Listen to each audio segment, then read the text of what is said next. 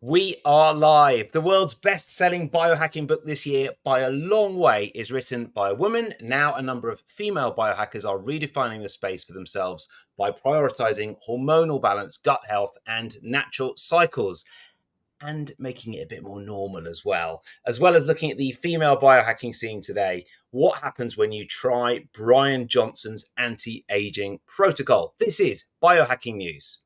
Hello and welcome to Biohacking News. I'm Tony Wrighton. Before we go any further, please do like and subscribe. We're going to go straight on and bring on our guest, well-known health and lifestyle journalist and the founder of the amazing Leapfrog Remedies, Stephanie Drax joins us. Stephanie, how are you doing? I am very well, thank you, Tony. So nice to be back with you again. Yeah, thank you. Thank you for coming on the renamed podcast now. Yes. And our first story today is the world's best-selling biohacking book this year, by a long way. If you've been wondering, you've been listening from the start of the podcast, it is written by Aggie Lau. Her book, Biohack Like a Woman, is crushing in the biohacking charts. It's doing so well. She's a huge and, fair to say, sort of surprising presence in the biohacking world. She's sort of absolutely taken it by storm, and congratulations to her on getting so many sales of her book. I was really interested to talk to you about your thoughts on the female biohacking scene growing so significantly, partly because we had an interesting chat about this in person a couple of months ago, didn't we? So I sort of perhaps ask you first, in general, what do you think about the female biohacking scene, obviously the massive rise of Aggie, and where it's been and where it's going? Yeah, well, thank you. Yeah, I mean, I brought this topic up with you when we met at the Health Optimization Summit, because I was showcasing my supplement Leapfrog there. And I'd recently done these interviews with some female biohackers. And yeah, no, it's been fascinating, really, since I launched Leapfrog 5 years ago and sort of dipped my toe into this wellness world and then further into biohacking. It's been a real interesting insight into this space. And I was getting increasingly confused, because from the wellness perspective, I'd heard that, kale is fantastic. It's a superfood. And then suddenly I moved through into biohacking and it's evil and it will shred your gut. And I just was getting super confused about what this all means. And I thought, if I'm confused, then I think, my friends are going to be confused. And also the customers that I talk to through my supplement Leapfrog, they're going to be confused. They don't have a science degree. We're just trying to understand here. So I made it my mission to speak to women who really might understand this space, because as I understand it, women need their brassicas, they need their kale. And so I wanted to go straight to the women to understand, what's going on? What does this mean? And so that's why I interviewed Mindy Peltz, Natalie Nidham, JJ Virgin, and Stephanie Estima. And it has been fascinating. I read an article in the Times that was called The Science Bros. They've got the brains, the brawn, and the millions in the bank. Yeah. I don't know if you read that, but it was like a quadruple page spread which highlighted all the guys, the Mark Hymans, the Wade Warren, Dave Asprey, Brian Johnson, of course, Ben Greenfield. And, it's just the protocols and the tools to achieve better performance and efficiency and optimization. And it's kind of like we're in a boardroom, and it feels very masculine. And I feel like this doesn't really apply to me. And I feel like it sounds very aggressive and it sounds very extreme. And then I start thinking, as a journalist, because that's how I came to my supplement, as a journalist, I'm curious and I really want to get to really unearth the truth here. And I just wanted to understand, is this even helping women? I mean, could this be detrimental to women? Could this be damaging? And I really wanted to sort the wheat from the chaff. So I spoke to these incredible female biohackers. And I have to say, they all wholeheartedly agreed. I mean, Mindy Peltz said to me, have you been at our dinner parties where we sit around and we say just the same thing? Who wants a hack? A hack is a shortcut. Stephanie Estima said, would I want my heart surgeon to go, we're just going to do a little hack here now? Yeah. No. You Yeah. don't want a shortcut. You want the fundamentals. You want the foundation. You want the basics. You want them to know what they're doing. You don't want hacks. And so, we can deep dive into what each of these women said that I found super insightful. But all in all, I think the overarching message was enough with the biohacking for women. Let's talk about bioharmonizing. Something that's just more balanced, that's just calmer, that's less clickbaity, but something that's real, that's rooted in our biology. The body is not a chemistry lab. It is it's a bank account, and it's a history book. It is, let's be gentle with it. And I think this brings us back to Aggie Lau's book. I mean, having listened to a few podcasts that she's done, she said she's very grateful to Dave Asprey on his podcast for everything that he taught her, how he mentored her, etc. But the fact is that she came at this book because at this entire path, it seems, to biohacking, because, well, she overdid it. She went too far with the fasting, with the cold water immersion, et cetera, and she lost her periods, and she became anxious, and she couldn't sleep, and she was in a whole world of pain. So as I understand it, and please correct me if I'm wrong, because I haven't read the book yet, and I look forward to reading it, is that she started with an entirely fresh approach to biohacking. Really, really homing in on this concept of bioharmonizing. And it's been a huge success story for her, an evolution for her, but also clearly now there's a huge interest in this. And that's why it is the number one book in the biohacking book space. Yeah. Really interesting hearing your thoughts on biohacking. Obviously, I've been doing this podcast for 10 years. And when I started doing it, firstly, the biohacking scene was a lot more male than it is now, and a bit more weird as well. And I resisted changing the name of the podcast for a long time to focus more on biohacking, even though that's what I did, for exactly the reasons you articulated very well there. You don't go to your surgeon and say, just do a little hack on me. You want them to actually sort of have something grounded in science. And then in the end, I sort of realized that everyone I know in this industry, and I've got to say it's probably 50-50 men and women, they all call it biohacking. So who was I denying? And it's actually been a great change in terms of making people realize more what it's about. I like the idea of calling it bioharmonizing instead of biohacking for women, but it sort of doesn't, I just can't see it catching on. I feel like that's, I hope that the biohacking umbrella term can be inclusive enough to include everybody. But that's really disappointing to hear that you spoke to these top names in the space and they didn't feel like it was, because that's something that I'm very keen to promote on this podcast. I mean, look, I think they're all powering ahead, and they're all doing very well, and they all have very successful podcasts. So, they have a voice. I'm not saying they're being suppressed. I'm also not saying that the biohacking movement is that there's no value in that, in those men speaking specifically to men. And it may be true, that it will not be rebranded as bioharmonizing, particularly for women. But I think what's happening here is that we're carving out a space within something called biohacking that is a space where we can, speak with women who haven't got science degrees, who aren't nutritionists, who aren't experts, quote unquote, and explain things in just a more balanced, calm way. And I think that is what's happening, and these women are gaining that kind of coverage, and certainly that's what I hope to do, having interviewed them all, to give them that coverage, so that the readers of the paper can really know where to find them. Yeah. Because it's very easy to stumble across a Huberman, an Asprey, Ben Greenfield. It's very easy to stumble across them and have these capitals, everything in capitals. The kale is evil. I mean, I just thought for fun I'd have a look at Dave Asprey's before I came on here, and it's like, do not eat brown rice. And I think I saw that is literally the last post.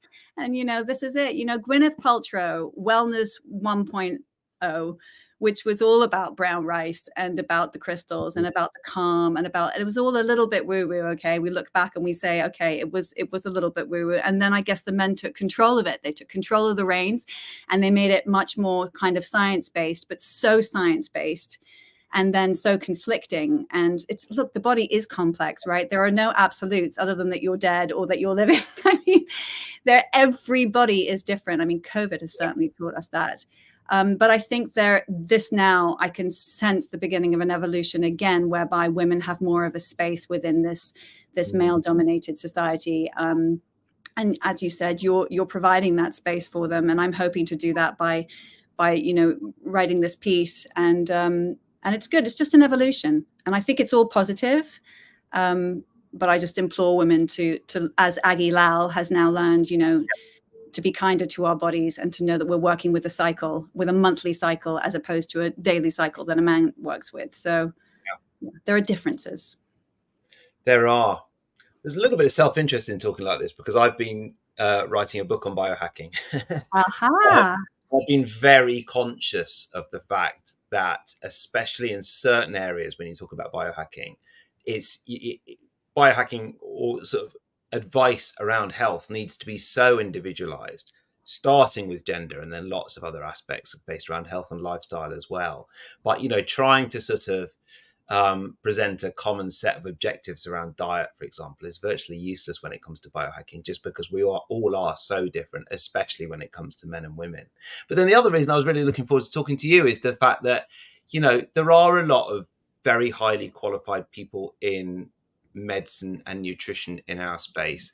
And I often feel that there's a lot of room for journalists like you and I in the space as well, because while we might not have 4 years of medical training, let's be honest, a lot of us have struggled for years to get the answers from doctors, and we know how to research and tell a good story in a way that sometimes people rooted in that health space don't.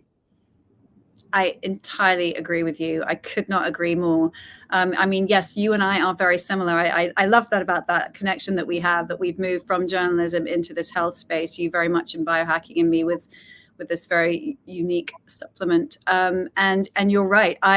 I feel that it's my obligation. It's a gift to be able to explain, to take the science, break it down, and then try and play it back in a way that people can understand, that's simple, not clickbaity, just, simple, but then intelligent still, and to give a very balanced view, and to go into as much detail as possible so that most people can feel heard and understood. And that's a great privilege. And I feel it's my duty, speaking as much as I do to customers directly, to convey that information. And so, yes, I hope to do more of that. And I think just doing this research into the biohacking space, and these women in particular, it's exciting to convey that. And so, yes, I think we're both doing a similar job in a way. You've just been doing it a lot longer than I have. Yeah.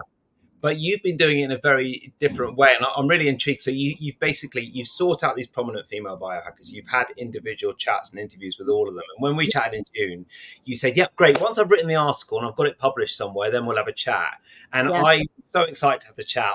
I insisted that we did this now before you've actually published the article. Yes. And do you just need to sort of sit down over the transcripts and think a little bit longer exactly how you're going to pitch this article and where it's going to go? Yeah, I think it's pretty simple. Having looked at that Times article, that really that showcased this collection, this suite of sort of 8 or 10 men, I'd like to do the same with the women in the space. Also, Maite von Brinnis von Malis, who is Mel. Sorry, I always say her surname wrong. She is the nutritionist for a supplement company, an NAD supplement company.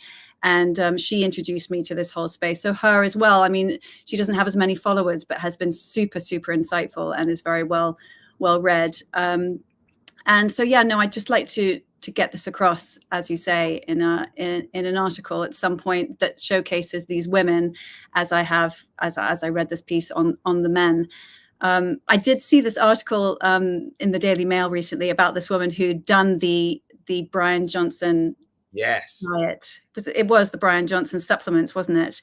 $386 worth of supplements a month, and she tried them all. It looked absolutely disgusting. She'd had some sort of nut goo that she had to drink or eat for breakfast, and I mean, she had vegetables in a lettuce cup that looked so depressing. And she said she got headaches. She said she felt nauseous. She said she felt sad by the end of it. It was not great advertising, I've got to say, for Brian Johnson. Yeah. That's one way of doing it. But no, I'd like to give an overview of all what these women are up to, and what their what the tenets, what their beliefs are. Yeah. And that leads us on to this next story then. So this is this Daily Mail health reporter who has tried biohacker Brian Johnson's anti-aging protocol. And she's written this article. It came out in the last week or so. And before we go any further, I've got a confession to make, Stephanie. You tried it? No, I haven't tried it. But at first I thought, I sort of bristled against everything that Brian Johnson stood for. And then I started following him on Twitter, ex-Twitter. And actually, I quite like his content now. I find it quite helpful. And occasionally I think, do you know what? I need like a biohacker's sun cream, for example. I need a sunscreen that's like got natural ingredients. And I'm like, oh, I wonder what Brian Johnson wears. So I'm starting to quite enjoy it. That's my confession. Okay? Yes. I think it's so easy to get sucked in. That's the point. Yeah. I mean, with Huberman, I read they call them Huberman's husbands. All the men who follow him and get sucked into his lifestyle, they're Huberman husbands. I know, that's it. Fascinating. Yeah. It's fascinating that you're fascinated. I am. So what do you think of him? And I mean, just to go over the story, the Daily Mail health reporter, she's a woman. And so, bearing in mind everything we've said about how the approaches do often differ by gender quite considerably, followed Brian Johnson's protocol, which is more than 100 daily supplements, blood transfusions from his 17-year-old son, and erection trackers. Presumably she didn't do that bit, but that's the sort of general overview of the protocol that he follows. And she said at the end, I didn't feel any different, aside from being isolated and a little frustrated by my limited diet. I walked away from the experience deciding that I prefer to live amongst humans where food is not just fuel, but a source of community joy and sometimes indulgence. And I sort of thought that was a bit of a shame and a slightly predictable Daily Mail sort of end point. I can almost imagine the article getting commissioned and the editors thinking that's going to be the final line and that's going to keep our readers satisfied. Because actually, I sort of feel that the biohackers that I know do value community and feasting and joy and everything else. No, I agree. Look, she was 25. She is 25. So here she had a blood test, first of all, to see what all of her levels were like. And she was perfect throughout. I mean, there was nothing to report other than the fact that she had quite low vitamin D levels. And so then, she takes this regime for a month and then goes back to get her bloods done. And actually her vitamin D is up, but how much time has she spent in sunlight? But her B12 is down because she's not been eating her red meat, presumably is what they thought. So look, she's in good health anyway. They should have given this, really, the Daily Mail should have given this to somebody who's a lot older, who's challenged, and then we could really see something. But so it's a little bit of a joke, really. It's fun. I mean, it's great fun. And I enjoyed reading the article as much as everybody else, but I could have told you right from the start what the conclusion was going to be. Yeah, but I don't know that if there's any way to dress up that goo that she had to eat for breakfast. I mean, that is genuinely what you have to eat on this protocol. So I don't know that there's much joy to be had in that. I really don't. And I think with the blood thing, by the way, I was reading about that he's not taking those blood transfusions from his son anymore. I think he started doing that, and then he's let go of that idea. So obviously, clearly, it hasn't worked. Yeah. But his whole thing is don't die. That's what he says, is that he is living in the world of the don't die. Yeah.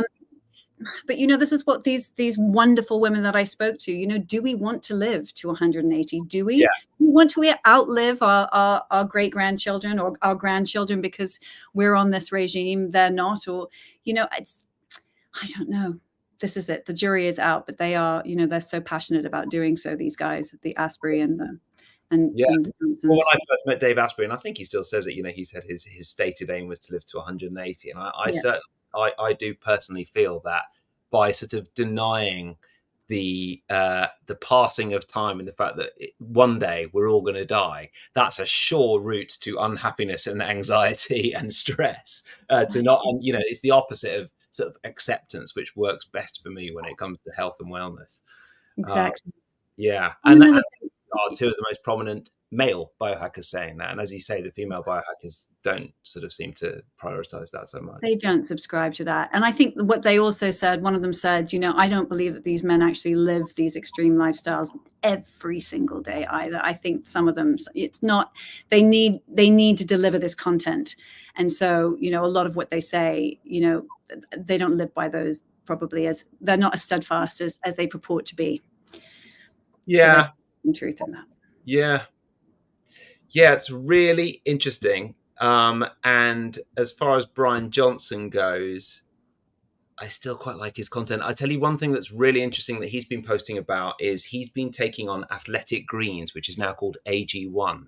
Yeah. And those posts have been absolutely fascinating because because AG1 is quite a big company, and he's been posting a lot saying, hang on, when a supplement is a proprietary blend and there's 180 different things that go into each scoop, that would probably mean that firstly, there's a very small amount of blueberry extract or whatever it is in each scoop. And secondly, they're not actually telling you. It's quite weird to take a supplement where they're not telling you the ingredients. And I guess being as someone who's founded a supplement brand, you would find that quite interesting. Do you call yours a proprietary blend, or do you tell people exactly what's in the supplement? I have all the ingredients on the back of the pack. Of course I do. Yeah. No, it's a very good point. Proprietary blend does sound very enigmatic, and it's a marketing thing too. I think people go, ooh, the secrets, let me have it. Yeah. But no, I see where he's coming from on that one. I have to agree with Brian Johnson. It's curious. It does raise a few questions that I think. Well, great content, I told you. yeah. I've got to start following him too now. Yeah. I mean, one of the ingredients that we have is lactium, which is a patented ingredient. So that is a patented ingredient. So there's a little bit of mystery there, I suppose. I mean, we know what's in it. It's alpha-casozepine, but they have patented this particular way to get to the alpha-casozepine without getting too sciencey on and going off on this tangent. So, but I think everything else is pretty explicit, is very explicit in my. Well, let's go on to this next story then. And that is the research underway to turn milk protein, this is the headline, into a potential antiviral, cold antiviral, even COVID antiviral. And this ties in with your company and your brilliant product, which I absolutely love, by the way. Well, perhaps you could tell us a little bit about this story first, and then what you do with Leapfrog. So it was a university in Australia, but I can't now remember which one was it. Was it Queensland? The University of Queensland. I've got a story here. So basically, a large dairy processor is working with scientists to see if surplus cow's milk could be used to prevent COVID-19 and other respiratory diseases. It's the story all about lactoferrin, and it is Hunter Medical Research Institute of the University of Newcastle.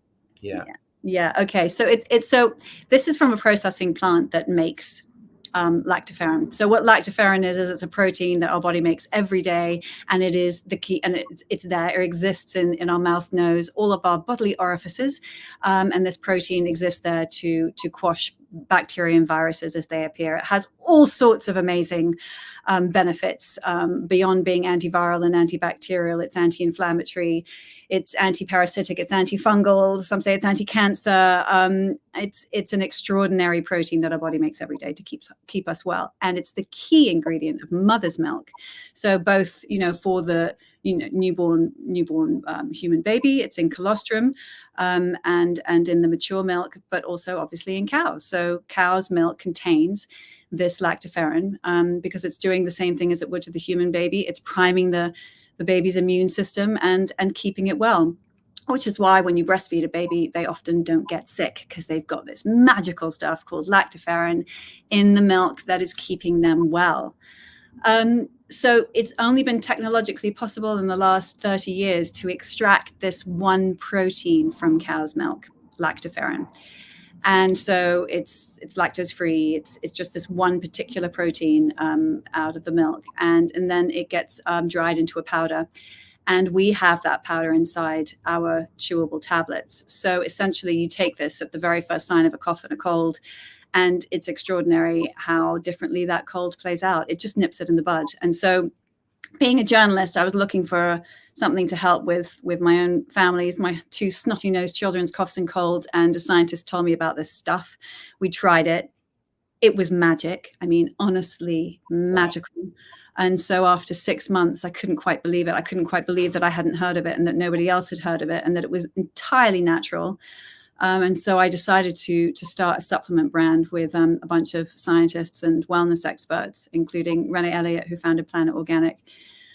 So we launched the supplement in 2020. So it's funny. So we launched it in the year that COVID came out, and we were looking around for a vaccine at that time. And here I just stumbled across this natural antiviral tablet. And being a journalist, I quickly wrote to all the editors I knew and I said, look, hi, so I've got a natural antiviral that is bloody amazing.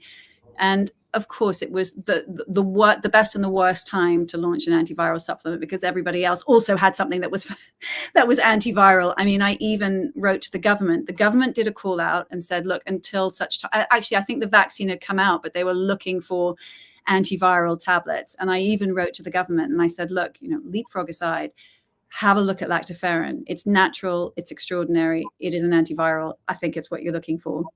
Of course, that got absolutely nowhere. Yeah. So really exciting to see that this is getting press. So this is one of the, handful, there are 3 handfuls, let's say. There are around 15 producers of lactoferrin in the world because it's very, very difficult to extract this protein out of cow's milk.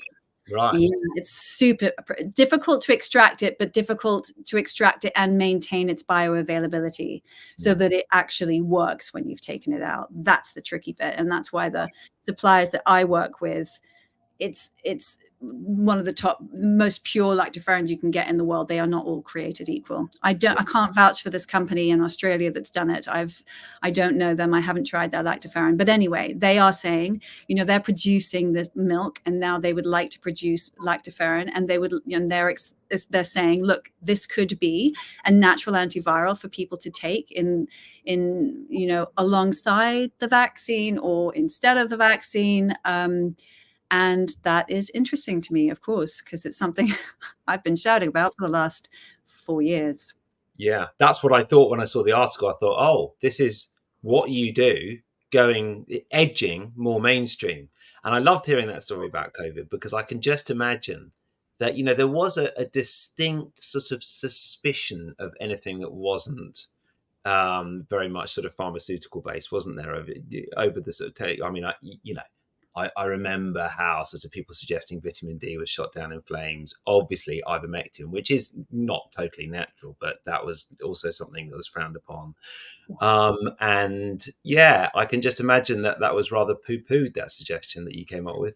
Of course it was. Of course it was. And I completely understand. There was a lot flying around, as you say, a lot of big companies with, seeing dollar signs in their eyes, etc. And I was certainly not suggesting, leapfrog specifically, just looking at Mother Nature is brilliant. It's sort of right underneath our noses. And that's what I love about this. That is what I love about this, is that I am not the formulator. My formulator is not the formulator. It is Mother Nature who is the formulator. She has this lactoferrin is so important. It is the first thing that she puts on our menu as babies in colostrum.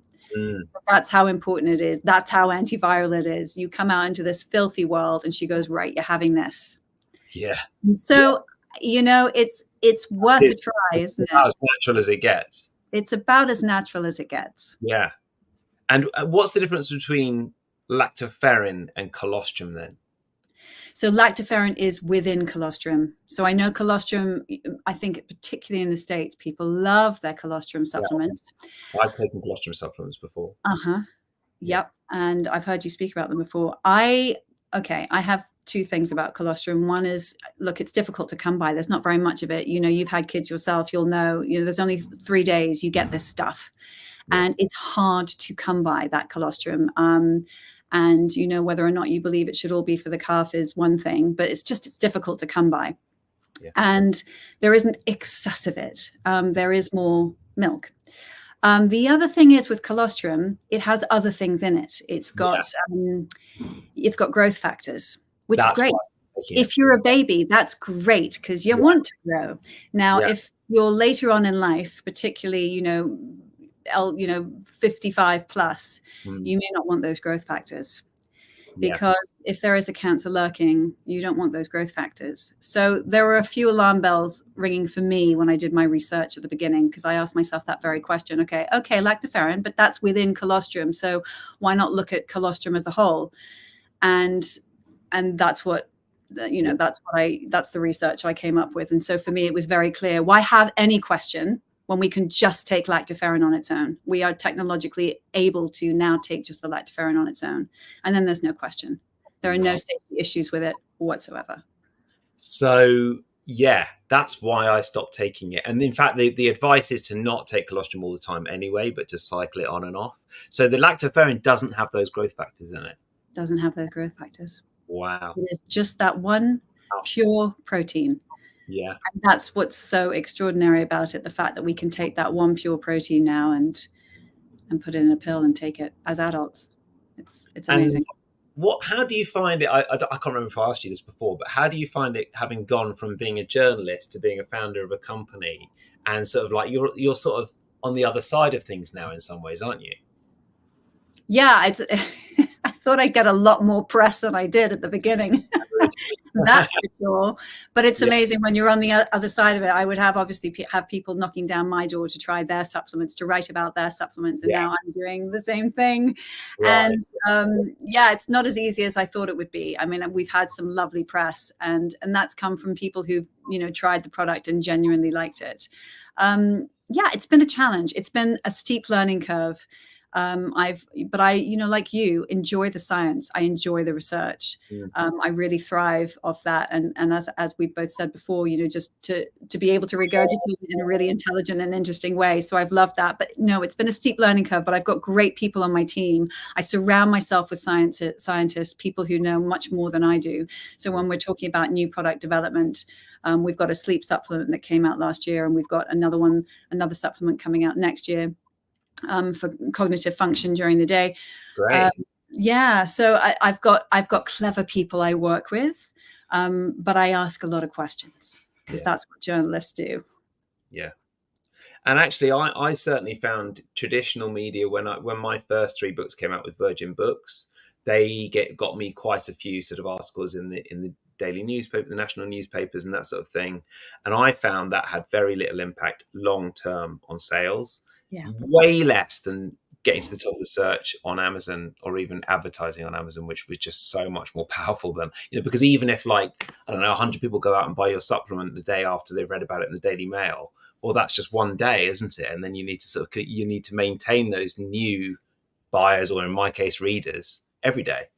You are so right. And, this is a journalist talking to another journalist. It was a shock to me how, when it got into the magazines I always wanted it to get into, it made not a jot of difference.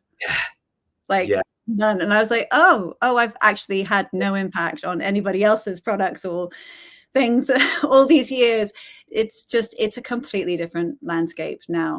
And then when, somebody like Liz Earle, now a wellness guru, formerly beauty, makeup, skincare, doyen, when she held up that box, it was transformative to the business. Right. Absolutely transformative to the business. Wow.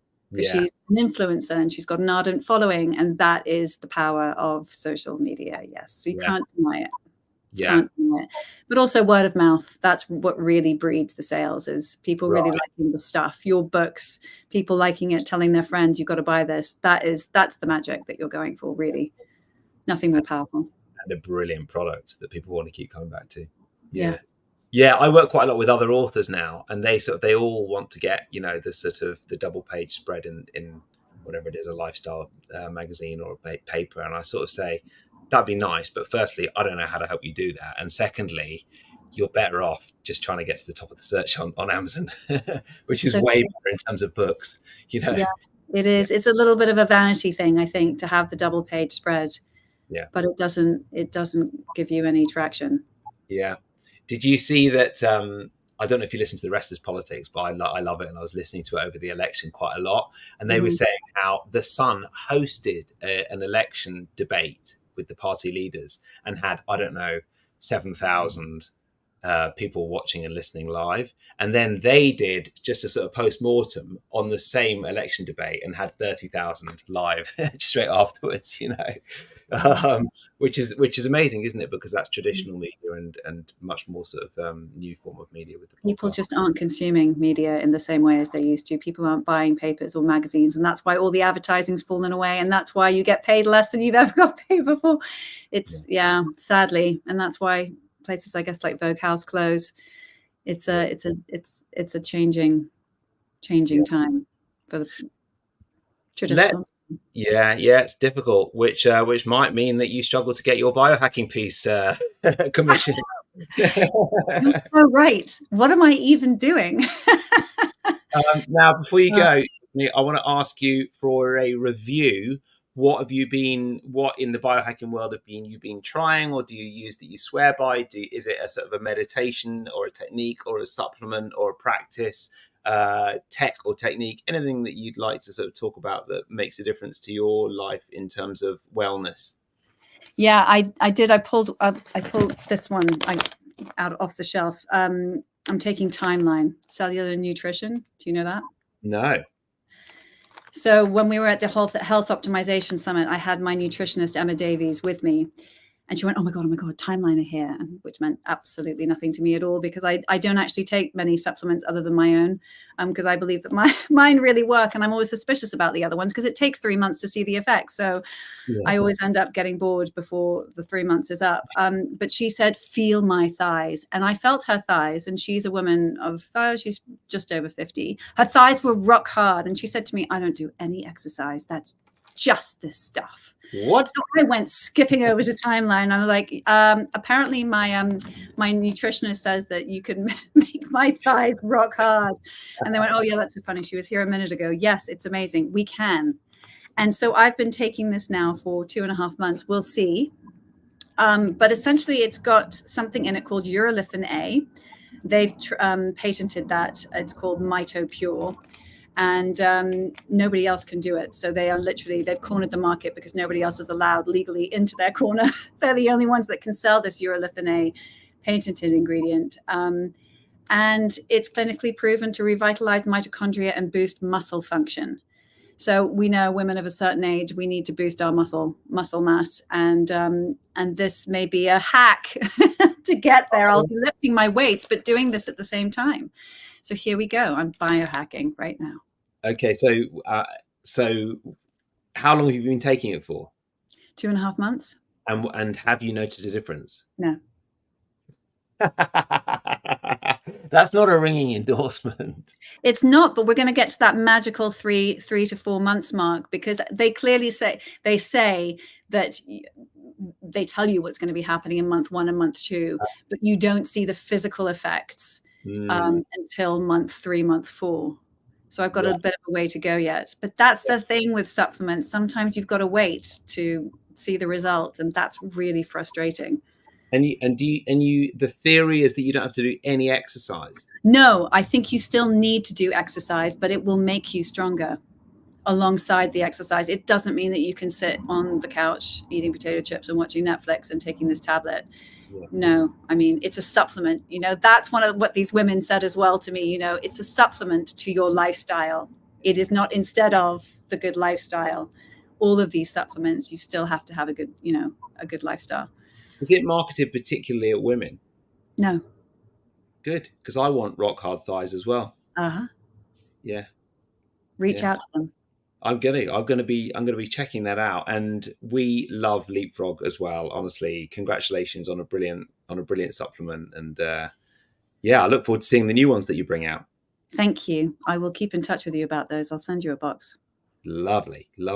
Well, as you know, your supplement was the only thing I absolutely insisted on paying full price for. I was shameless in the freebies at the Health Optimization Summit, but no, love yours. That's right. Thank you so much, Tony. That means a lot.